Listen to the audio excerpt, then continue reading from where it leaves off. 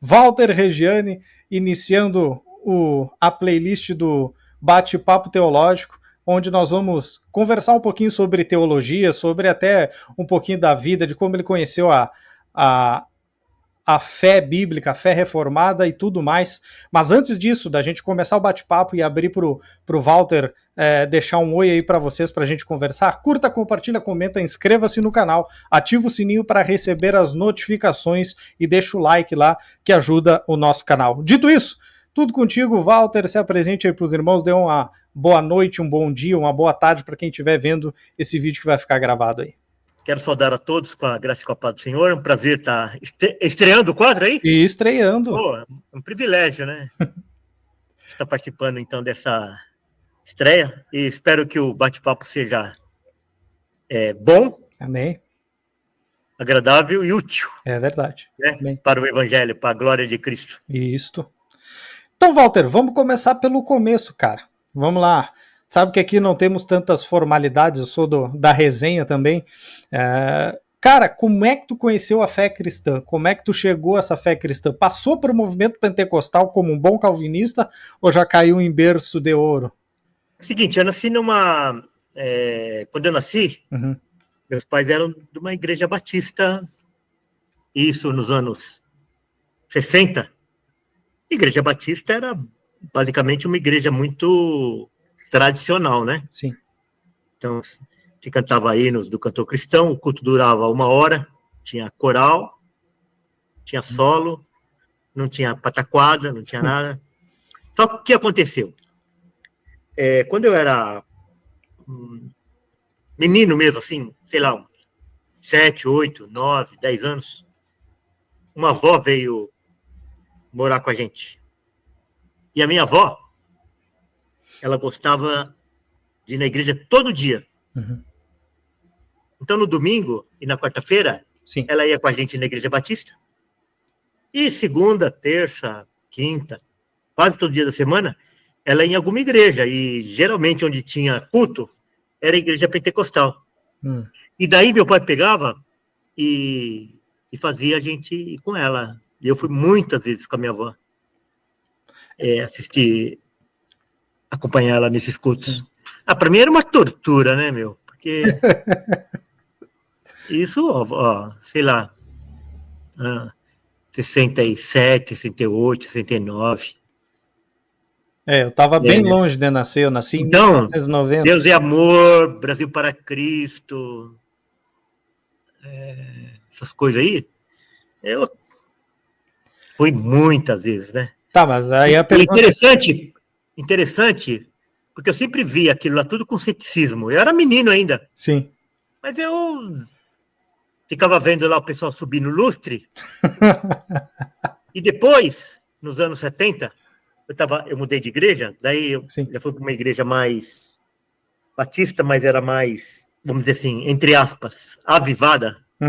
E também lá teve muita influência pentecostal, né? Sim. E eu via todas aquelas coisas lá, eu via aquilo com tanto ceticismo, sabe? Nunca me desceu aquilo. Então tu não foi do movimento reteté, então isso aí tu já... Então tu não foi do movimento reteté já? Não, embora frequentei muito culto e na nossa igreja, na minha igreja antiga mesmo, tinha muita influência disso aí. Gente, de repente, falando língua no meio do culto, mesmo sendo batista. E... Tu nunca falou em línguas, então? Tu não teve... Falo. Quando precisa dar uma arrastadinha no inglês. Ou... tu é das línguas bíblicas, então, as idiomáticas, tá certo? Então, Walter... Mas de qualquer forma, eu não tenho dom, porque para mim, aprender outro idioma Foi difícil. É complicado. Viu? E eu fiquei nessa de igreja batista. Depois eu fui para uma outra igreja, onde eu fiquei 25 anos, depois que eu casei. Sim. Eu fui para uma outra igreja. E lá nessa igreja não. Essa igreja era batista, mas não tinha, assim, grandes influências pentecostais. Era uma igreja de uma liturgia moderna, contemporânea. Mas, de fato, eu fui conhecer o Evangelho mesmo quando ele já tinha 50 anos. Através das pregações do José Bessa que eu fui conhecer. Sim. Não foi nem as pregações do José Bessa, mas o trabalho dele, ele Sim. interpretando as pregações do Spurgeon, né? Sim. O trabalho dele das pregações do Spurgeon. E aquilo foi num momento muito difícil da minha vida, assim, que eu estava passando por uma grande crise. Sim. E eu aprendi sobre total depravação, se encaixou como uma luva para mim, né? Então, quando você pensa que você é bom, a total depravação não faz sentido. Mas quando você tá pelado, tá nu, você percebe que tem tudo a ver a total depravação, né? Sim. E daí eu saí daquela igreja, eu era pastor lá, mas estava afastado. E daí quando eu conheci as doutrinas da graça, depois de alguns meses, eu comecei um grupo de estudo bíblico, pregando as doutrinas da graça, sem usar termos técnicos. Sim. E a partir daquele grupo é que a gente plantou a igreja. A Igreja Batista Reformada de São Paulo. E a gente plantou a igreja em fevereiro de 2013. Então, a igreja tem 12 anos. Tem basicamente o meu tempo de conversão. Quando eu abandonei a banda, por exemplo, que eu tocava, sou um ex-músico, foi em 2014, cara. Fez 11 anos. Setembro de 2014 eu decidi largar a banda por conta da fé cristã e dali, então, eu boto como marco da minha conversão. Mas você não era de berço evangélico? Não. Muito pelo contrário, cara. Eu sou de berço umbandista. O Rio Grande do Sul é muito forte isso, né? O Rio Grande do Sul é o chão, cara. O pessoal acha que a Bahia sabe de nada dos inocentes, é o Rio Grande do Sul. Você tá em que cidade? Hoje eu tô morando em Roca Salles. Aqui no Vale... Roca Salles, aqui no Vale do Taquari. O que é Vale do Taquari? É aqui do Rio? Taquari ou Rio? Isso, Rio Taquari. Aqui nós sofremos desde 2023 as maiores enchentes que o estado do Rio Grande do Sul já presenciou. 2023, 2024. Foi terrível. Então, cara, tu é pastor há quanto tempo mais ou menos, Walter? Mas aí uns 12 anos, então? Não, pastor não. Desde 2012? 23 anos. Não, faz tempo. Eu já era pastor lá na... Sim, antes de conhecer a fé reformada. Agora, eu moro a igreja em São Paulo, né? Sim. Igreja. Aqui no Ipiranga, perto do museu. Você já esteve no Museu da Independência? Não fui a São Paulo, não tive o privilégio ainda de conhecer. Então, e nós estamos em frente ao Museu da Independência. Só que eu moro em São Caetano do Sul. Só que daqui, por exemplo, assim, eu moro aqui em São Caetano, só que na hora que eu olho aqui à minha direita, eu vejo São Paulo, porque eu estou na divisa. Sim. Então, na realidade, onde eu moro aqui, eu estou, para eu ir em São Paulo, eu posso para passar para São Paulo, eu posso ir a pé, 5 minutos, só atravessar uma rua aqui. Sim. São Bernardo, 10 minutos, Santo André, 10 minutos, Diadema, 20 minutos. Então, estou aqui quase que numa divisa aqui. Sim. É longe a região que você está aí é longe de Bento Gonçalves e tal? Mais ou menos. Digamos que umas 3 horas, 2 horas e meia. Não é longe. Meu tio era missionário da junta de Richmond. Sim. E ele foi missionário autóctone, né? E ele que fundou aí a Igreja Batista em Bento Gonçalves. Pensa. Ele fez trabalho em Caxias, em Santo Ângelo. Caxias Juí. É Missões, né? É região de Missões? Caxias é na Serra, né? Caxias é Serra. Caxias dá 2 horas daqui de Roca Salles, mais ou menos 2 horas e um pouquinho. Nunca ouvi falar nessa cidade. É uma cidade pequenininha, cara. Antes das enchentes, deveria ter entre 11 e 12 mil habitantes. Agora, se tiver 8 mil habitantes, é muita coisa. O que você faz aí? Cara, hoje eu trabalho numa fábrica de calçados, a Calçados Beira Rio. Trabalho lá Desde que vim para cá em 2021, desde 2021 a gente está lá. Vim para cá por conta da questão de emprego. A minha esposa não conseguia, né, emprego lá na nossa região. Lá, eu sou natural de São Gabriel, lá no Rio Grande do Sul, fronteira com o Uruguai, conhecida como a terra dos marechais. Mas lá, né, infelizmente, a gente não tem muita oportunidade de emprego. Ou tu fica no quartel, tem 3 quartéis na cidade. Depois de Santa Maria, Porto Alegre e Caxias é a maior base do Rio Grande do Sul militar, assim. E aí ou tu fica no quartel ou vai trabalhar no comércio. Não tem muita alternativa. Até por isso eu migrei para a música, né? Na época, aí eu conciliava a música com trabalho secular também.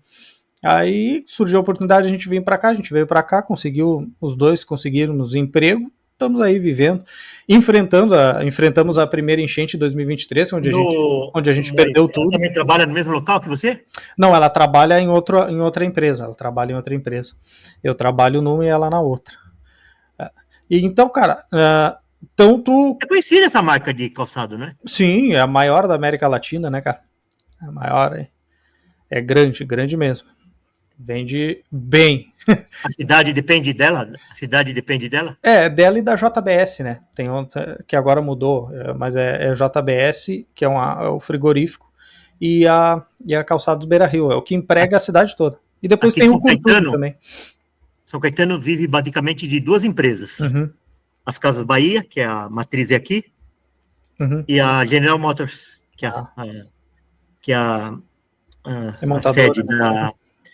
a sede da Sul-Americana é aqui em São Caetano, né? Então, a cidade vive basicamente dessa... Aqui em São Caetano é muito pequenininha, né? Tem 13 quilômetros quadrados. Sim. Mas tem 150 mil habitantes. Não é bastante. Bahia é grande. A minha cidade natal tem 60 mil, São Gabriel tem 60 mil habitantes. E aí, tem agricultura? O que tem? Aqui no Rio Grande do Sul é isso aí, né, cara? Principalmente lá na fronteira. Não, aí na cidade aí onde você mora. O que movimenta são as fábricas mesmo, entendeu? O Vale do Taquari é muito próximo da região central, da região metropolitana de Porto Alegre. Sim. Então, mas a agricultura não tem nada aí? Tem pessoal que planta, tem pessoal que cria animal também, mas não é tão forte, sabe? Porque aqui, onde a gente tá, não tem nem galinha. Aí é brabo. Aqui tem cachorro, gato, cachorro bastante, gato, daí calopsita. Tu vem um dia aqui em casa, eu vou te mostrar a vizinha do lado que tem um galinheiro, vou te apresentar elas. Sai com... Então aqui não tem nada. Se o pessoal depender de comer um pé de alface que produz aqui, em São Caetano, tá frito. As grandes metrópoles, né? Eu morei em Santa Maria. Santa Maria tem mais ou menos 280 mil habitantes. E era assim, Santa Maria é complicado também. Então, cara, vamos lá. Vamos dar andamento aqui. Cara, Walter, tu é um cara que é considerado polêmico e o pessoal bate forte em ti. Eu me identifico porque eu sou né, cara? Eu sou um brigão dos debates, só que eu sou do baixo clero, ainda não cheguei no nível de vocês aí, vejam só, agora unido, não, mas unidade porque, não, mas peraí. A questão aí é porque essas coisas estão aqui, né? Não, sim, claro, sim. Então, por exemplo, assim, eu participei essa semana lá no debate lá no César Cavalcante. Sim. É Unidade então, FM, né? Hã? É Unidade FM, mudou o nome? Agora é Unidade, Então eu pego meu carro aqui, em 15 minutos eu estou aqui na estação Tamanduateí do metrô, que é linha verde, deixo meu carro lá estacionado no shopping, sim. Pego o metrô linha verde, desço na Trianon, que é quase em frente à rádio. Barbado. Então, quer dizer, em meia hora, mais ou menos, eu tô lá. Para ir no Vejam Só, a mesma coisa. O Vejam Só está no centro da cidade. Então é por isso que também facilita, né? Sim. Às vezes tem gente que gostaria de participar, mas daí a pessoa precisa viajar, e daí não tem condições. Porque também você não recebe nada, sabe? Sim. Tem que ser na boa vontade. Então essa é a razão, porque sim. Facilita o fato da gente estar aqui em São Paulo. Né? Claro. Então, cara, veja bem, Eu gosto, né, de brigar com aliancistas. Eu fugi da soteriologia porque todo mundo debate soteriologia. Aí assim, cara, eu vou debater uns negócios diferentes aí. Tá todo mundo de soteriologia, vou debater hermenêutica e vou debater escatologia. Aí é por isso que o pessoal corre um pouco, né? O pessoal não gosta, entendeu? De debater hermenêutica. Por exemplo, pontos do aliancismo, pontos do dispensacionalismo, até uma TNA daria para debater também, mas o pessoal não gosta muito. Cara, o que te levou ao debate dentro da soteriologia nesse sentido? Tu acha que é o debate mais vantajoso para o cenário da igreja evangélica brasileira? Não é mais vantajoso, mas é necessário, né? Porque... sim. Vê só, não foi uma coisa programada. Uhum. Não foi uma coisa programada. Uhum. Faz parte do meu estilo. Sim. Ser um debatedor, um lutador. Uhum. Então, eu, quando acredito numa coisa, eu acredito e pronto. Sim. Mas aconteceu o seguinte. Eu, quando conhecia as doutrinas da graça, eu falei, isso aqui é o evangelho. Sim. Isso aqui é o evangelho. O que está fora disso daqui não é evangelho. Uhum. Então, eu já comecei a arrumar, digamos assim, eu não vou dizer inimigos, sim, mas adversários, logo de cara. Não ficou muito brava. Mas tu sabe que o pessoal trata como adversário mesmo, entendeu? Ele sabe que é assim. Eu tenho não, mas eu tô falando isso 12 anos atrás, né? Sim. Daí,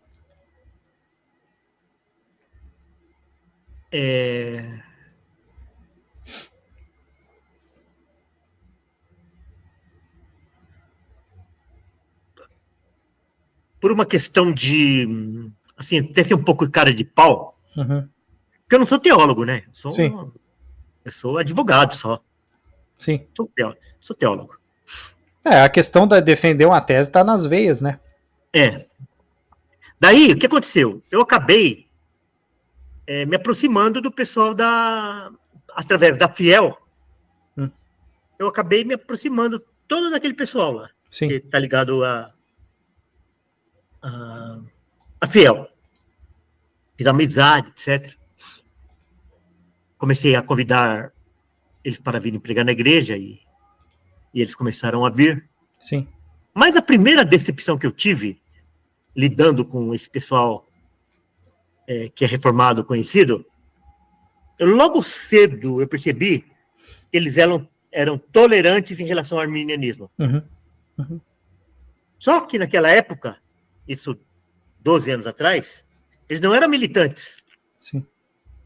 Eles não ficavam fazendo vídeo para defender arminiano. Uhum. Se você fosse perguntar, eles iam ter a maioria deles, eles iriam ter uma resposta bem tolerante em relação. Sim. Mas eu confesso para você que para mim foi a primeira decepção que eu tive. E assim eu permaneci nesse meio aí por muito tempo. Em 2017, eu cheguei lá na Conferência Fiel e muita gente me procurou. Porque é o seguinte, o que aconteceu? Como a gente está numa região muito central, e tudo que acontece aqui em São Paulo reverbera no Brasil inteiro, e a nossa igreja está em São Paulo, e eu comecei a trazer José Bessa e todos esses caras conhecidos para pregar na nossa igreja, a nossa igreja ficou sendo conhecida, e consequentemente eu acabei ficando um pouco conhecido. Sim, sim. Daí eu cheguei lá na Conferência Fiel, isso foi no começo de 2017. Várias pessoas, vários outros pastores vieram me procurar para perguntar por que a gente não fundava uma convenção batista reformada. Uhum. Eu falei, vamos? Olá. Aí, em poucos dias, Isso foi no começo de outubro. Uhum.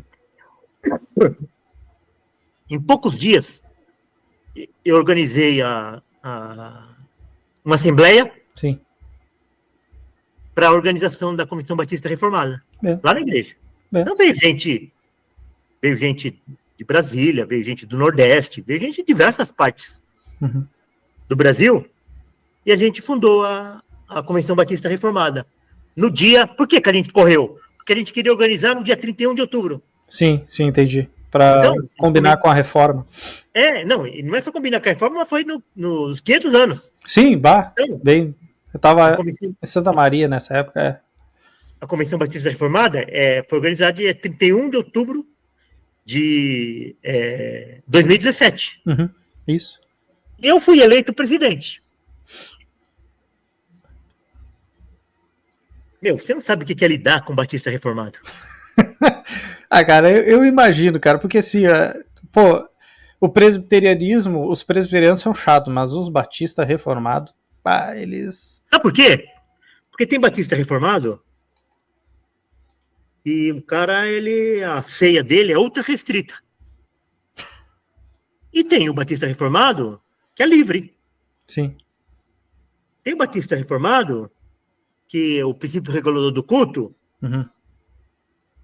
cabe uma bateria, cabe violão, cabe piano, cabe música contemporânea.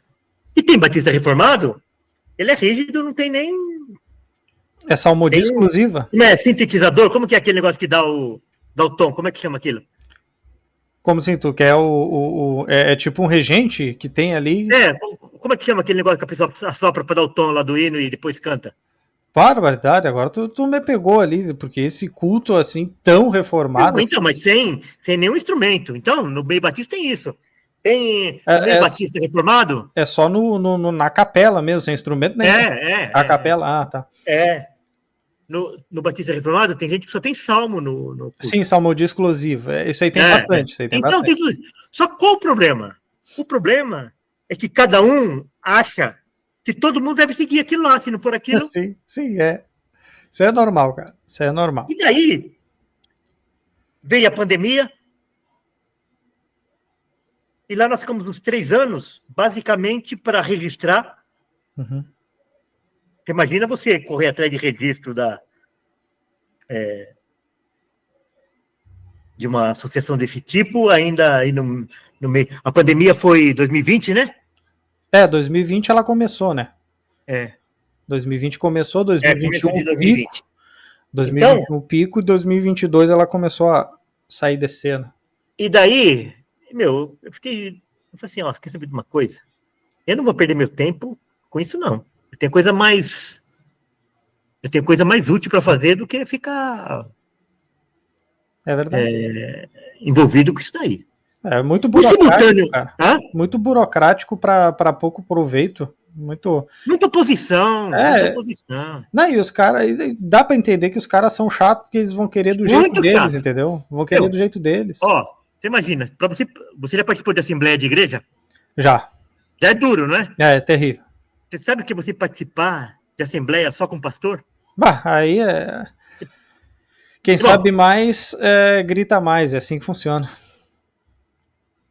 Daí o que aconteceu? Só que simultâneo a isso, basicamente, eu fui convidado para participar da Coalizão pelo Evangelho. Né? Sim. E daí, participar não, na realidade a gente fez uma reunião, assim, lá no centro de São Paulo, com 5, acho que estava eu, Franklin, Jonas Madureira, Wilson Porte, Tiago Santos. A gente foi tomar um café para esse, e lá a gente discutiu e resolvemos fundar a Coalizão pelo Evangelho, né? Sim. The Gospel Coalition Brasil. Daí, a gente chamou mais alguns pastores e a gente fundou a Coalizão pelo Evangelho paralelo com a CBRB. Então, daí eu fiquei como presidente da CBRB. Sim. E eu fazia parte da diretoria da Coalizão pelo Evangelho. Daí, quando passou os 3 anos, que eu era presidente da CBRB, eu falei, não vou ficar mais. Não vou ficar mais. Não quero mais ser presidente. Daí, inclusive, eu apoiei quem me sucedeu e tal. Uhum. Um dia eu entro lá tinha um grupo de WhatsApp do pessoal ou Telegram, não sei. Tinha um grupo lá. Na hora que eu entro no canal do Telegram, do Instagram da CBRB, tinha lá um vídeo. Sabe aquela historinha lá de perguntaram para Whitefield sobre o Wesley, sim. Se ele viria Wesley no céu e blá, blá, blá, blá, blá. Que ele estaria nos primeiros lugares. Aquela que você pergunta de quem é essa historinha, a Chiquinha disse que a mãe... que o Kiko disse... A Chiquinha disse que o Kiko disse que a mãe do Kiko disse. Isso. Então, assim, eu peguei e entrei no grupo lá. Falei, quem é que teve coragem de publicar um vídeo desse na página da convenção Batista? E lá o presidente falou, fui eu. Por quê? É absurdo. Como que uma convenção que se diz reformada vai publicar um vídeo fazendo apologia do arminianismo, de arminiano? É a mesma coisa do Grêmio publicar um artigo lá comemorando alguma coisa do Internacional ou vice-versa. Não dá certo. Aqui o Corinthians do Palmeiras do Corinthians tem. Ou então a Convenção Batista Brasileira publicar alguma coisa da CBRB. Não tem cabimento.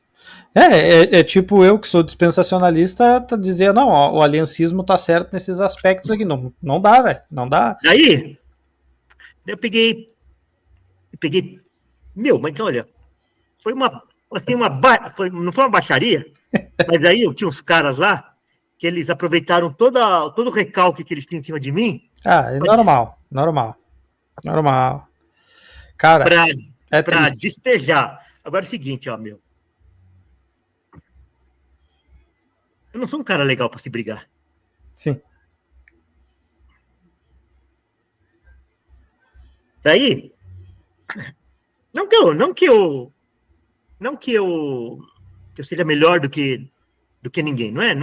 Eu não sou um cara legal para brigar, não é porque eu sou melhor do que ninguém. Pelo contrário, tem cara que está muito mais preparado para brigar do que eu. Só que eu sou o seguinte, eu sou independente. Sim. Então, eu sou independente. Não tem salário para ninguém. Eu sou um profissional liberal. Não tem salário para ninguém. Não tá preso a uma instituição religiosa, vamos usar esse termo. Eu não tenho nenhuma editora que vai cortar meu contrato. É isso aí. Nada. Então, Daí, eu peguei e pedi para tirar, e daí ficou uma coisa assim, quase que... como que fala? Ponto de honra. Uhum. Não vamos tirar. Bueno. Não vamos tirar. Tá bom. Eu peguei e mandei uma carta pedindo para que o vídeo fosse retirado. Uhum. Que se não fosse retirado, eu ia sair da convenção. Uhum. Daí, não tiraram e nem me responderam a carta. Em 30 dias, depois de 30 dias, eu fiz uma nota pública e publiquei na minha página do Instagram. Sim. A partir daí, o negócio ganhou um determinado... Começou a bombar daí. Então, você vê, se eles tivessem tirado o vídeo... Sim. Tirado o vídeo, a coisa teria ficado assim... a gente... num ciclo menor. Não tinha dado a proporção que teve, né, cara? Um ciclo menor e tal. E daí... com esse negócio de passapanista aí... essa daí o pessoal pega ar, cara. Quando tu fala passapanista, é tipo, sabe, é um start que dá na mente do pessoal. Falou passapanista, o pessoal enlouquece, fica brabo. Eu morro de rir, cara. Eu confesso. Quando tu fala do passapanista, eu dou muita risada, porque eu dou risada porque eu coloco apelidos, eu gosto de colocar adjetivos, principalmente nos debates teológicos, eu gosto dos adjetivos. Aí quando tu adjetivo o cara, e o cara fica meio sem graça, e ele tá errado na conversa, e cara, isso é muito engraçado. Não, viu? E ainda quando você não precisa explicar você não precisa explicar o adjetivo. Sim, sim. O adjetivo é autoexplicativo. O cara veste a carapuça. O cara fica bravo. Daí, pronto. Hoje mesmo eu estava vendo lá um vídeo lá um cara estava reagindo a um vídeo do outro. Sim. E um acusou, era relacionado com um problema que deu aí, um pastor aí. Uhum. Um estava acusando o outro, tal. E daí, eles chamaram o cara de passapanista. E daí o cara falou que ele não era... Tu tinha que registrar, cara, o termo de autoria. Registre esse termo. Mas depois eu vou te mandar o... E eu nem conheço os caras. Sim. Eu nem conheço os caras. E os caras estavam falando que eles não eram... Então, daí, um dia eu estava lá no grupo lá da Coalizão pelo Evangelho, de WhatsApp, isso depois. Ah. Um dos caras lá entra e me pergunta assim direto: Walter, você acha que eu sou passapanista? Adivinha o que eu respondi? Deve ter dito sim. Tranquilo. Só assim, sim, nada mais. Nada mais, sim. E daí, teve aquela Fiel de Jovens, do ano... Fiel de Jovens, foi no começo do ano passado, tem um ano. E lá no Fiel de Jovens, chegou na mesa redonda, tudo quanto é mesa redonda, qual é a pergunta que aparece? Passapanista. Por causa dessa discussão, e arminiano é irmão. Tá. Então vamos pegar o gancho. Walter Regiane, se tu tivesse sentado naquela mesa lá, redonda, e viesse a pergunta da plateia para ti, o bilhetinho aquele, perguntando: Pastor Walter Regiane, os arminianos são nossos irmãos ou não? Qual seria a resposta? Tem arminiano que é irmão, mas o arminiano não é irmão. Aí que entra o detalhe. Se eu falo isso no debate, não vou falar numa mesa redonda, falo. Então, quer dizer, o arminianismo é heresia. Então, sim, com certeza. Então, mas depois a gente pode falar sobre isso. Ok. Daí, entrou essa pergunta. E quando acontece isso, na hora que eu abro o Instagram e o celular, eu recebo 100 compartilhamentos do mesmo vídeo. Daí eu comecei a receber um monte, e simultaneamente a isso, teve acho que uma conferência sobre Dort, lá no Charles Spurgeon. Sim. E mesma coisa, foi lá um pastor lá, falar de Dort, da história de Dort, e deu uma passada de pano, e fizeram um corte justamente daquela passada de pano que ele deu. Provavelmente eu sei quem é, porque eu estudo na Charles Spurgeon, eu já tive o módulo do Sínodo de Dort, já até imagino quem é.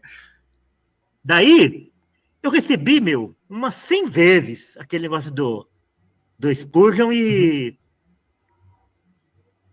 daí e da Fiel, né? Sim. Daí eu entro lá no grupo da coalizão. Daí o pastor Ademir, sabe o que é o pastor Ademir? Do canal Cultura Reformada? Eu ouvi falar. Ele pegou e fez um react daquela aula do Charles Spurgeon, ele falando que aquilo é ecumenismo, né? A pessoa desconhece a história, que como uma pessoa que desconhece a história vai dar aula de Sínodo de Dort. O pior é que é usado em história da igreja. O pior é que é usado em história da igreja lá. Aí eu peguei e publiquei o react dele. Na hora que eu entro lá na hora que eu entro no grupo lá do Instagram lá da Coalizão pelo Evangelho, alguém pega e me chama a atenção. falando que não foi bom, não foi legal eu ter publicado um vídeo daquele, que lá no grupo tinha gente que era da escola e que não sei o que lá, e pá. Eu falei assim, vocês, em vez de vocês repreenderem o cara que foi mentir lá na coisa, vocês chamam a minha atenção? Quer saber de uma coisa? Eu não vou ficar nesse grupo aqui, não. Eu não vou ficar nesse grupo aqui, porque eu não quero ser desonesto com vocês. Vocês conhecem a minha posição, e eu acho que não é honesto eu ficar aqui em comunhão com vocês, e lá no Instagram e em outro lugar, eu debater ideia contrária àquilo. E peguei e saí do grupo, e depois saí como o próprio Lutero disse, né? Não é bom ir contra a consciência, né? A tua consciência pensa, então... Você me pergunta assim, todo mundo na coalizão é passapanista? Não. Sim. Não é. Mas tem uma meia dúzia lá que é passapanista, e eu não vou ficar lá... Não é honesto, eu acho. Sim, fica um clima chato, entendeu? Também, e de novo, eu não sou... Olha só. Eu não sou de vender a minha consciência para fazer parte de grupinho. Olha que legal, meu. Todos os pastores queriam fazer parte da coalizão, todos os pastores queriam fazer parte da CBRB, não sei o que lá, ser presidente da CBRB, não sei. Meu. E daí, eu saí. E daí a coisa acaba ganhando. Sim. E o que aconteceu? Por causa de todas essas coisas aí, no mês de setembro do ano passado,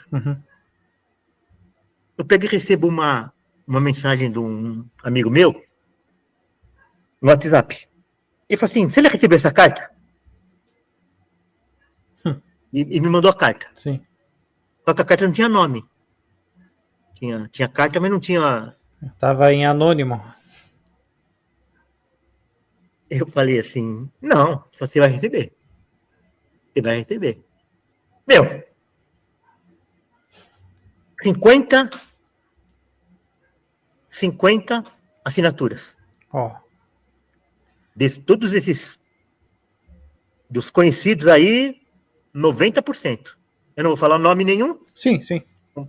Não vou falar nome nenhum, mas se você falar 10 nomes conhecidos, você vai falar 8. Sim. Dos conhecidos, eu posso falar quem não assinou, por exemplo. Sim. Dos conhecidos, dos famosos, aí mais famosos, quem não assinou? Hernandes Dias Lopes. Dos famosos, o único que não assinou, porque eu acho que o Hernandes Dias Lopes não tá nem... Talvez ele nem me conheça. Sim. Acho que nem pediram para ele... assinar, né? Assinar. Mas dos famosos, dos mais famosos, só Hernandes Dias Lopes. Então teve gente da Inglaterra, teve gente de Portugal, teve gente dos Estados Unidos que assinaram a... O pessoal se preocupou, hein? Lançaram, o seguinte, a carta, essa ideia de me mandar uma carta me admoestando, vamos usar essa palavra, ela correu vários grupos de WhatsApp aí, no meio reformado. É que, na verdade, isso daí é uma censura velada, né, cara? É quase que uma retaliação, né? Tipo assim, não fala. Eu vou usar uma gíria que você vai entender. Carteirada. É isso aí. Vamos dar uma carteirada no cara. Nós somos os maiores teólogos do Brasil. A gente vai dar uma carteirada e o cara vai se calar. É isso aí. Daí eles pegaram, lançaram aquela carta, lançaram aquela ideia de mandar uma carta para mim em vários grupos de WhatsApp. Daí falou assim, quem tiver interessado, nós vamos formar um outro grupo de WhatsApp só para discutir esse assunto. E daí quem quis, correu todos esses grupos aí, e daí quem quis participar, fizeram outro grupo e pegaram e mandaram a carta. Como eu recebi a carta, eu já sabia o conteúdo da carta, ali eu só fiquei sabendo quem tinha assinado. Gente que nem me conhece, que eu não sabia nem quem era. Quer dizer, um cara que nem me conhece, que eu nunca vi pessoalmente. Uhum. O cara está assinando a carta, ele está assinando a carta por quê? Claro. Meu. Sabe por quê? Porque assim, eu mandei uma carta para aquele cara lá, para aquele radical, junto com fulano de tal. Sim, para sair o nome, né? Hã? Sair abraçado na foto, né? Vamos sair abraçado. Daí eu peguei e deixei ela... Porque não sei se você sabe, mas quando Lutero escreveu... As 95 teses? Não. Assim, escravo, como que é o nome? O original acho que é De Serverus Arbitrius, é uma coisa assim? Ele demorou um tempão. Uhum. Ele demorou um tempão. Ele não escreveu o livro em seguida. Não, sim, com certeza. Ele deixou ali e daí começaram a pedir para ele responder e ele pegou e resolveu. Eu não demorei todo esse tempo, mas eu deixei a carta ali parada e fui meditando ali, né? Reverberando. Uhum. E depois de algumas semanas eu peguei e escrevi a resposta. Uhum. Na resposta, eu usei muito do que eles falaram pré-pandemia. Uhum. Fulano falou isso, fulano falou isso, fulano escreveu isso. Sim. Daí, sabe o que aconteceu? Nada, mas eu não recebi uma tréplica. Sim. Porque também, eu te mandei essa carta ou não? Não. Eu vou te mandar. Uhum. Vou te mandar. Manda lá que eu vou ler. Hã? Manda lá que eu vou ler. Porque também, como eu te falei, eu recebi a carta antes de... Não é uma coisa que foi sigilo, porque eu recebi a carta antes de eu receber a carta, né? Claro, não, sim. Eles vazaram já para ver qual seria a tua reação, mais ou menos, entendeu? Para me... E então, todas essas coisas aí, na realidade, ajudaram isso a ganhar corpo, né? É isso. Daí me convidaram para participar de debate. Chegou lá no debate, eu não recuei. Sim. É o seguinte, os caras, aquele fulano lá mesmo que você passou, o cara participava lá de 1000 debates, e lá ele era um leão, né? Sim. E depois, abraçar, não, é meu irmão e tal. Mas não tem isso. Não, sim. Tu tá sendo coerente com a tua proposta de pensamento. Isso daí é louvável. Tá errado. As pessoas podem não concordar sim. com aquilo que eu tô falando. Com certeza. Mas ninguém fez um corte dizendo assim, olha, aqui ele falou isso e agora ele tá falando isso. Isso, exatamente. Isso aí ninguém vai me acusar, né? Uhum. E porque se a gente entende que as doutrinas da graça é o evangelho, como que a gente vai dizer que o contrário daquilo continua sendo evangelho? Porque, vê só, qual o problema maior que eu vejo? É você negar a eficácia da morte de Cristo. Esse é o ponto. É o central. Quer dizer, como que é? Eles confessam uma coisa, mas negam a eficácia. Tem um versículo assim? Mas negam-lhe a eficácia.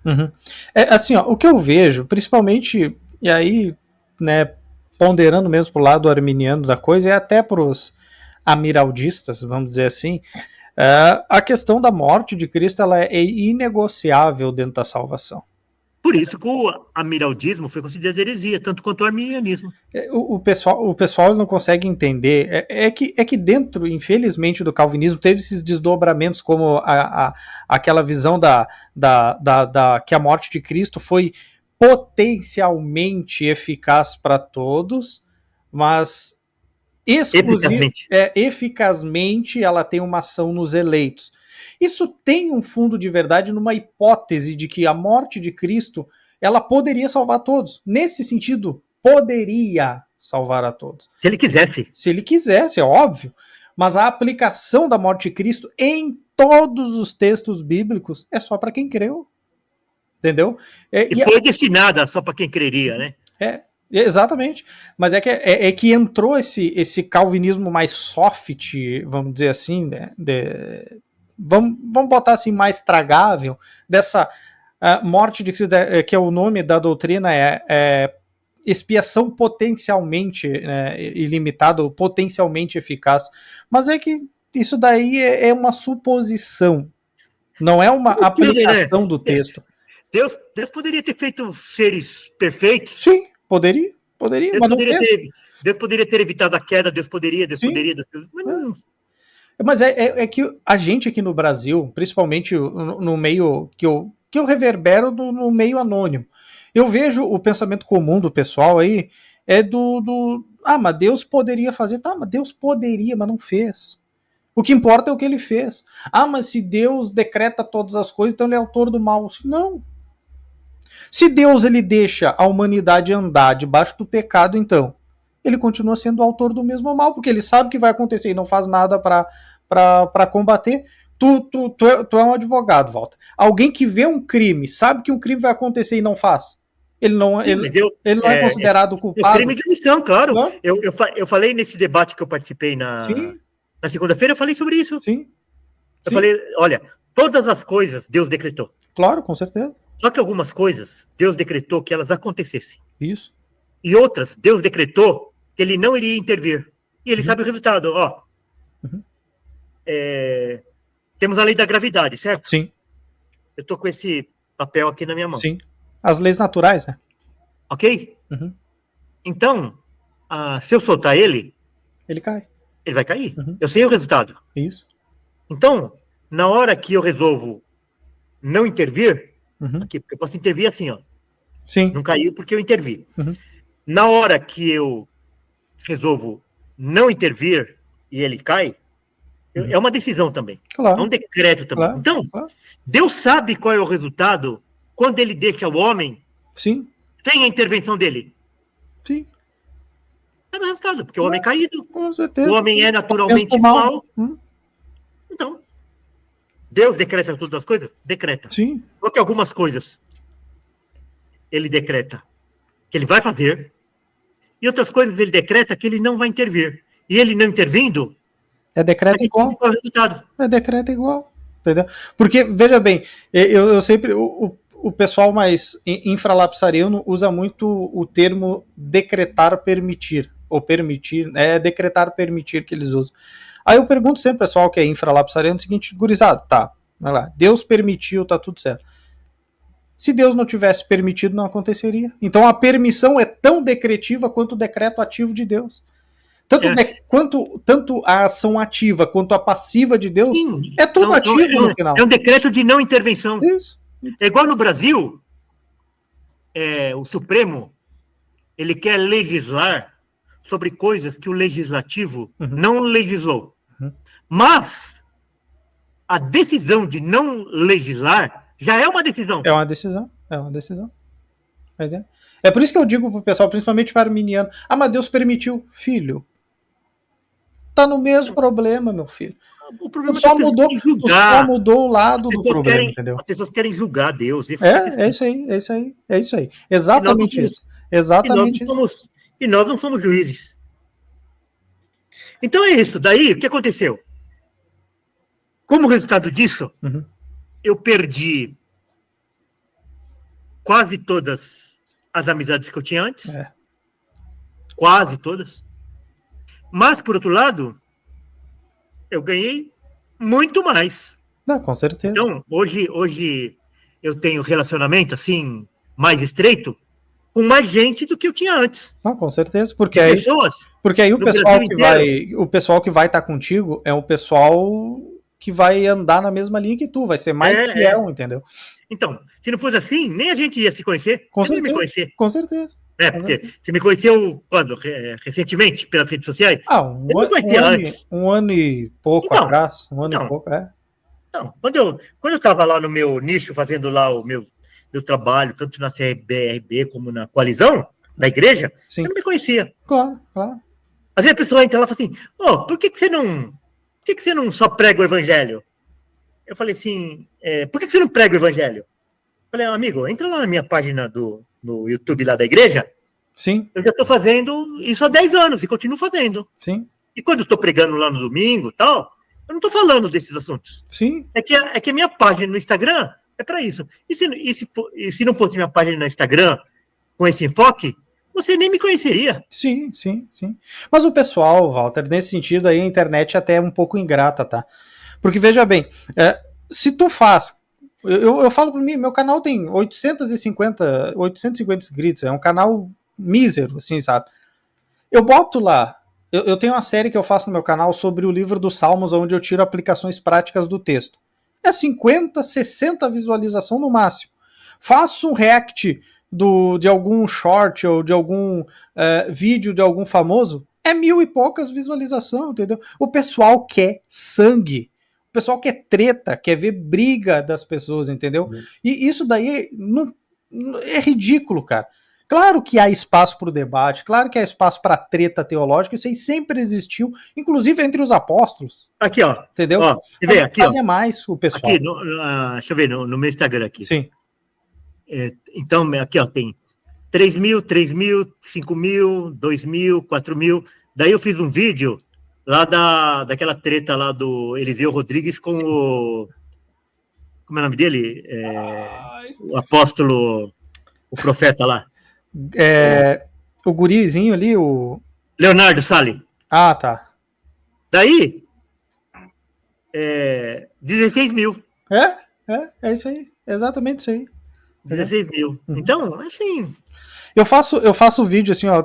Ontem eu não consegui postar, que deu problema, mas tem uma playlist no meu canal que é os estudos que eu dou toda sexta-feira lá no grupo, né, sobre o livro de Mateus 24, Mateus 25 fala sobre escatologia. É 50 visualização num dia muito legal, entendeu? Aí eu boto qualquer vídeo aí reagindo a algum famoso, alguma coisa, 100, 200, tem vídeo meu aqui que eu reagi, o Renato Vargens, isso lá, cara, ó, há uns 5 anos atrás, 6 anos atrás, tem 600 e poucas visualizações, entendeu? Pro meu canal que é pequeno é bastante, entendeu?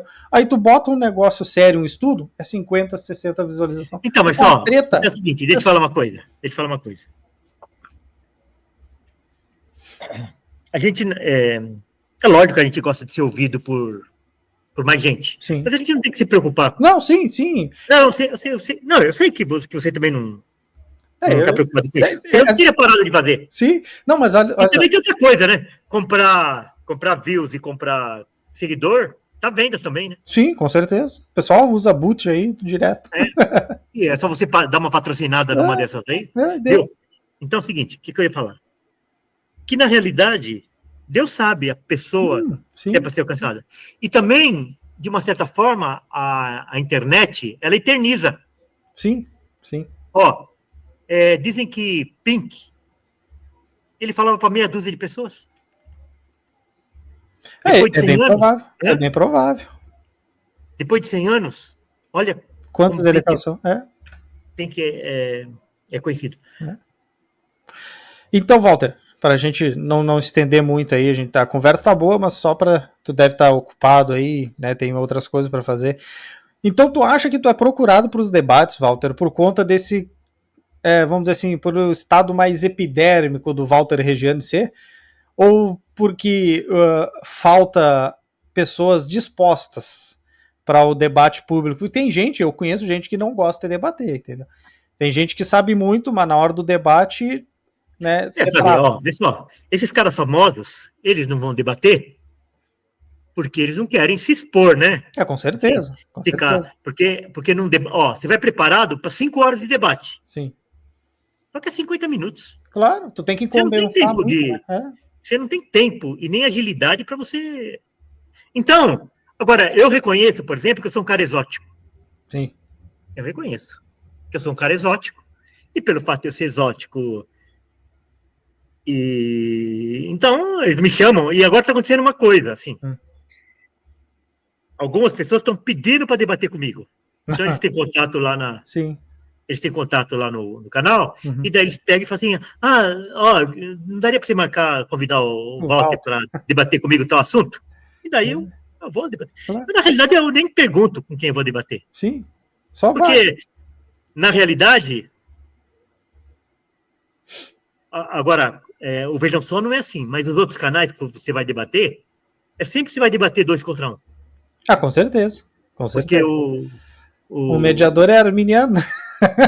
Aí fica difícil. Ah, cara, isso aí eu acho uma sacanagem. Isso aí é uma sacanagem. É assim, ó, eu, no meu caso, se eu sento para debater com o cara e o mediador é imparcial, eu já convido ele. Não, faz o seguinte, ó, deixa aí a mediação, senta tu e ele contra mim, então. Não, mas aí fica mais, né? Fica mais natural a coisa. Não, mas é que o que acontece também é que você não quer fechar a porta, né? Não, entendeu? Com certeza, com certeza. Você não quer fechar a porta. Ah, mas é que assim, eu sou um cara que talvez eu seja. É que não tem muito debate meu aí no YouTube. Tem 1 ou 2 no meu canal ali que eu consegui colocar. Porque na época do Dort, do grupo lá, cara, eu fui o administrador que mais foi para debate. Eu participei de uns 8 debates lá, teve 20 e poucos debates lá, e eu tava sempre. Quando eu não tava mediando, eu tava debatendo. Então, eu tenho essa forma epidérmica. E se o cara tá bom, tem tretas aí na internet que eu expulsei a dona do grupo que estava esculhambando debate. Eu estava mediando um debate lá e ela estava achando que, né, que podia fazer o que queria, atrapalhar o debate, porque ela é de uma vertente teológica diferente, estava debatendo dispensacionalismo e aliancismo, e ela estava incomodando o debate. Eu era o mediador, faça-se a regra, tá atrapalhando o debate, sai fora. Excluí ela do grupo na época. E aí deu uma maior treta lá, e aí foi um dos episódios que fizeram, né, o pessoal ter mais raiva de mim, entendeu? O meu nome na internet, em certos grupos, eu sou proibido de entrar em certos grupos. Ó, fulano de tal, esse aqui não deixa entrar. Porque assim, ó, cara, eu sou um dispensacionalista calvinista, cara. E que pensa igual a mim no Brasil deve ter umas 5, 6 cabeças igual. O resto é todo mundo aliancista, entendeu? É todo mundo aliancista, milenista, pós-tribulacionista. Com uma variante lá, de vez em quando, um pré-milenista aqui ou um pós-milenista colar. Entendeu? Então, se eu for da turma dos fofinhos, eu não ganho espaço. Então eu entro com os 2 pés no peito mesmo, entendeu? Porque não são pouco, cara. É eu e mais meia dúzia. Se vai deixar, a maioria ganha no grito, entendeu? É assim que tem que ser. Eu sempre disse, cara, o dia que eu cair no Vejam Só para debater sobre dispensacionalismo e aliancismo, vai mudar bastante coisa. Vai mudar bastante coisa. Já sabe, Walter. Você conhece aquele canal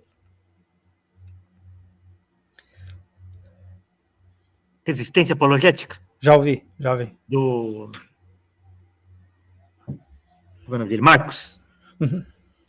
Sim, eu vi alguns vídeos dele já. Ele estava fazendo um vídeo lá, eu estava assistindo, e ele estava falando por que os reformados não escrevem contra o arminianismo como os antigos e como os do passado, e como se escreve em outros países. Por exemplo, assim, tem muita obra nos Estados Unidos, em inglês, contra o arminianismo. E aqui no Brasil, não tem nenhuma. Mas que a maioria é arminiano, né, cara? E daí não lucra. Infelizmente. Infelizmente tem isso, cara. Daí, o que acontece? Não somente eles não fazem, como quem fez alguma menção em alguma obra lá atrás, eles estão amenizando hoje. E outra coisa, mesmo que eles não escrevem, o que as editoras poderiam fazer? As editoras poderiam pegar obras de outros autores, da Inglaterra, dos Estados Unidos, etc., e traduzir e publicar, mas não fazem também. Não fazem. Daí, eu pensei assim, uns 2 anos atrás, eu fiz uma pregação, assim, o arminianismo, os ignorantes, os soberbos e os tolerantes. Quando eu terminei a pregação, sabe quanto tempo tinha durado a pregação? 2 horas. Nunca eu preguei tanto. 2 horas de pregação. Eu já preguei mais de hora também, mas 2 horas é bastante. Daí, eu falei assim, quer saber de uma coisa? Eu vou pegar aquele sermão lá, transformar vou transformar. Isso. E estou trabalhando em cima disso. Então vou lançar. Bom. Porque é o seguinte, são coisas que ficam, sabe? Sim, com certeza. Isso aí, então isso é uma coisa que falta, só cara. Concluir, né? Não, pode você falar. faz aí para 50 pessoas, 60, 100 pessoas aí no seu canal, mas fica aí. Yeah. Uma hora pode explodir, e também se não explodir, vai atingir aquelas pessoas Sim, que eram... Sim. A pessoa, de repente, ela chega, ela faz uma busca naquele... Conteúdo, né? Naquele conteúdo. Eu sei, Walter, ó, eu sou calvinista, então já tô do lado de 5%, da minoria. 5% dos evangélicos brasileiros, vamos botar assim, 5% é calvinista, o resto é fofinho e arminiano. Mas vamos ser bem sinceros. E aí, desses 5%, eu tô dentro ainda de uma margem de 0,1%, que é os dispensacionalistas. Então, exatamente, assim, ó, o meu nicho é muito mais restrito do que o dos calvinistas aliancistas, entendeu? Uhum. Para mim, seria muito confortável, se eu quisesse visualização nesse sentido, eu ter ficado numa IPB, como, por exemplo, eu estava em Santa Maria, estava plantando uma igreja local lá em Santa Maria, outra denominação, e eu poderia ter ido para a IPB lá, Presbiteriana do Brasil. Na época estava o Ronaldo Vasconcelos lá, o genro do Augustus Nicodemos lá na IPB. Foi lá até que eu conheci o tio Nico, o Augustus Nicodemos eu conheci lá. Eu poderia ter ido para a IPB, ia ficar lá um tempo lá, depois, né, faz um semináriozinho aqui, aí daqui um pouco faz um seminário, vira um pastor lá dentro da denominação, e estava no meio aliancista, calvinista lá, muito tranquilo. Seria muito mais fácil para mim chegar nesse sentido sendo um calvinista. Mais cômodo, né? Entendeu? Mais cômodo. Mais cômodo. Mas não, entendeu? Eu tenho a minha visão teológica e não abro mão dela por nada, e tenho certeza que tô certo e vou brigar por isso, entendeu? Eu acho que nesse sentido nós caminhamos mais ou menos... Você é presbiteriano? Não, sou batista. É batista? Batista. A igreja que você vai é batista? Sim. É que aqui em Roca Salles, na minha cidade, não tem nenhuma igreja. É tudo neopentecostal. Tem umas 5, 6 igrejas aqui, a cidade é pequena. Tudo neopentecostal. Mas neopentecostal mesmo, tá? O nego ficar rodando no meio do coisa. É assim. Subindo lustre. É isso aí. É nesse nível. Aí eu não tenho igreja para congregar aqui. Eu vou na cidade vizinha, que é 8 quilômetros daqui, que é Encantado, para que eu consegui uma igreja mais bíblica, assim, para a gente poder congregar. Aí eu tô indo lá. Até me tornei membro agora, no final do ano passado, agora em dezembro, me tornei membro lá. Porque é um local que é pregado o evangelho, tá? Embora eles não se definam X e Y por conta de não fechar a porta, né? Que a gente sabe que tem muito disso. São pregações bíblicas. Os materiais que eles consultam e dão pro pessoal é de teologia reformada, entendeu? Então, eles estão na camufla lá, entendeu? E aí, para mim tá legal lá. E eu deixei bem claro até pro pastor lá, pro pastor Armando, se estiver ouvindo, um ósculo santo, um abraço para ele. Eu deixei bem claro para ele que eu não queria cargo. Ele assim, Danner, tu tá vindo para cá, tu é um cara, né, que já tem certo conhecimento e tal, isso, aquilo, conhecido na internet, dentro da minha região e tudo mais, assim, cara, eu não quero cargo nenhum, só quero um local para congregar, nada mais. Se eu quisesse ser pastor, alguma coisa, seria a coisa mais fácil do mundo. Abrir uma igreja aqui, fazia até aqui em casa, porque não tem igreja bíblica aqui em Roca. Mas não é a minha intenção, entendeu? Eu sou um cara assim que não quero fama nesse sentido, não quero esse tipo de glamour. Eu tô aí só para fazer minhas coisinhas, brigar e trazer a mensagem para as pessoas. Então, Walter, para nós não se espichar muito aí, qual seria a mensagem que tu queria trazer, uma mensagem final para a igreja brasileira que ela tanto precisa? O que tu acha hoje que é o mais necessário para a igreja brasileira? Olha, a questão toda é que se a igreja brasileira ela continuar do jeito que ela está hoje, daqui 15, 20 anos, ninguém mais vai querer saber de igreja. Vai acontecer com o Brasil o que aconteceu na Europa. Isso. Com esse negócio de todo mundo prometendo o evangelho da prosperidade, essas profetadas, etc. Vai ser tão grande a decepção que daqui uma geração ninguém mais vai querer saber. Bom, você chega na cadeia hoje, grande parte da meninada lá, eles vão falar que eles são evangélicos. Sim. Tem gente que, no Rio de Janeiro, que antes de fazer um assalto, eles oram. Meu Deus do céu. Né? E daí, o que acontece? Na hora que os reformados, eles ficam nessa zona cinzenta, Bom, haja visto o que aconteceu com o Eliseu Rodrigues aí, não sei se você viu lá, essa treta que deu com o Eliseu Rodrigues e com o Leonardo Salles, né? Cara, assim, do meio pentecostal, para ser bem sincero, eu não acompanho quase nada. Só que é o seguinte, os reformados se unem com o Eliseu Rodrigues. Sim. Eliseu Rodrigues se une com o Miguel, aquele garoto. Sim. O Miguel se une com o Agenor Duque, com o Leonardo Salles.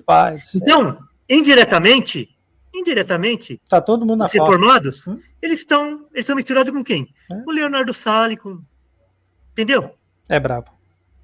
Então, esse negócio de você querer agradar todo mundo, é igual aí um pastorzão aí botou lá uma figurinha, ela falou assim, arminianos são inimigos, né? Arminianos são inimigos de calvinistas? Daí eu respondi assim, não, a gente nunca pode chamar um cliente em potencial de inimigo. O CDC tá aí para ajudar, né? O CDC tá aí para ajudar, o Código de Defesa do Consumidor. Você vai chamar um cara que você quer vender curso, você vai chamar ele teu inimigo? Faça-me um favor. Uma vergonha. Cara, assim, tá feio mesmo, tá feio. Cara, os caras vendendo, um cara aí, um desse reformado famoso aí, vendendo lá na livraria dele aquele café com Deus Pai. Cara, a minha esposa, ela não é tão aficionada por teologia, ela conhece alguma coisa aqui ou lá. Ela ganhou esse devocional de presente. Ela leu um dia e não leu mais. Ela disse, não tem condições isso aqui. Não, e daí o cara lá vai pegar e vai vender isso daí. Faça-me um favor. Tem o cara vendendo curso de jejum, curso de avivamento. Faça-me um favor. Curso de como orar o Pai Nosso. Meu. Bravo. Eu já vi, aí é uma coisa que eu uso bastante e dou risada. É que agora já não tem tanto, mas há uns 6, 7 anos atrás, tinha pós-tribulacionista na internet, calvinista, que vendia curso de kit de sobrevivência no período tribulacional. Só que agora ele tirou os vídeos do YouTube. Tem um aí que eu apelidei de...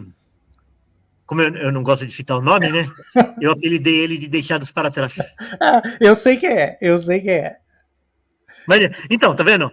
O apelido tem que ser assim, você tem que falar o apelido e todo mundo tem que identificar na hora. Eu sei que é. Inclusive, até brinco que ele é o meu santo padroeiro, tá? Essa pergunta aí de que se calvinistas são inimigos de arminiano, sim. Quem fez essa pergunta, essa publicação aí, é o Deixados para Trás. Esse Walter é uma figuraça, Walter. Ô, Walter. Cara, tá muito bom o bate-papo, mas, cara, tem que te liberar. Muito obrigado pela parceria de estar aqui hoje com a gente, estreando o bate-papo teológico. Você me provocou pra caramba pra debater comigo sobre escatologia. Né? Eu aperto. Daí eu fui legal. Eu fui legal porque eu não quis apertar muito. Assim, não, mas apertou, no começo você apertou, a gente quase brigou. É que eu sou meio provocativo. Daí eu falei pra você, eu não vou debater isso. Não, amigo, eu não vou debater isso. É uma chamadinha, vamos lá, pô. Vamos lá. Depois a gente acabou ficando amigo. Mas é que assim, o pessoal. Eu não sou intratável. Não, cara, é que assim, Walter, foi como eu disse, o bate-papo aqui é pra gente mostrar esse teu lado, entendeu? Porque os caras pintam tu como se fosse literalmente um satanás, entendeu? E eu já fui chamado até de anticristo por aí pelos aliancistas, entendeu? O pessoal, eles têm isso daí, só que eles se esquecem que a gente é no campo da apologética, cara, não é nada pessoal, entendeu? É o seguinte, nessa geração de mimimi, geração de mimimi, e homens com baixa testosterona, eles odeiam quem tem opinião e brigam pela sua opinião. É verdade, isso aí é complicado, cara. E essa teologia da boa vizinhança, ela tem que acabar, porque senão ela vai acabar com o cristianismo no sentido de matar a fé verdadeira no Brasil. Daí é o seguinte, tem um vídeo aí que eu publiquei, o cara é arminiano. Daí ele está elogiando um pastor calvinista, porque ele furou a bolha calvinista e ele prega em todas as Assembleias de Deus. Eu sei quem é o pastor aí. Vem aqui. Isso não é elogio. Entendeu? Cara, eu assim, ó, eu recebi alguns convites aqui para ir na Assembleia de Deus aqui unida aqui, e eu fui lá para ensinar hermenêutica dispensacionalista. Mas como a minha hermenêutica dispensacionalista ela pende pro calvinismo na forma como eu exponho, porque eu sou calvinista, eu fui 3, 4, 5 vezes e já não fui mais, entendeu? Ó, ele tá falando umas coisas aqui que é um pouquinho diferente, entendeu? Sim. Entendeu? Mas eu vou pra lá, vou falar o que eu falo. Claro. E não tô nem aí. Eu não tô nem aí. Problema. Não tem problema vender curso, não tem problema vender livro. Não tem problema você pregar. O problema é você amenizar. É camaleão, né? Ser um camaleão. Teu discurso para poder vender. É isso aí. Entendeu? É isso aí. Isso é feio, cara. E os caras, e são pessoas que não precisam, tá? Porque eu duvido que esses caras aí tenham uma situação financeira pior, por exemplo, que a minha. Eu sou um trabalhador comum, cara. Eu ganho um saláriozinho, né? Pessoal. Você começa a vender curso. Sim. Você grava uma vez. E de repente lá, o seu faturamento vai lá para 100, 150, 200 mil. Não tem, né, cara? Tu vai provar. É que nem bis, né, cara? Tu não consegue comer só um, né? É que nem bis, né, cara? É complicado. Então, foi um prazer participar. Walter, muito obrigado mesmo, cara. Assim, Deus abençoe a todo mundo aí que... Valeu mesmo pela parceria. Muito obrigado. Deus te abençoe. E agora que estreitamos mais os laços, a gente qualquer dia desse vai falar sobre calvinismo mais afinco aí, tá bom? Qualquer dia a gente se esbarra por aí. Com Deus certeza. abençoe. Amém, Valtinho. Um abração, fica com Deus. Um abraço. Tchau.